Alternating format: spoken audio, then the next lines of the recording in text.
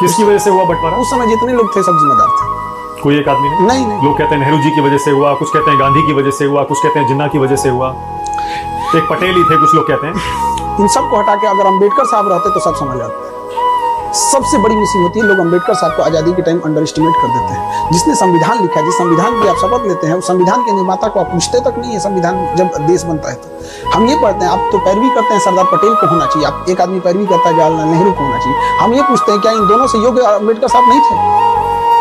आप इन्हीं से पूछिए कि आप दोनों से योग्य थे कि नहीं थे। अंबेडकर साहब वो व्यक्ति थे जिनके हाथ में था एक अलग देश बनाना। 1932 रैमजे मैकडोनाल्ड प्रधानमंत्री, लंदन में बैठ के गोल में सम्मेलन चल रहा था, गांधी जी और वहां खड़े थे।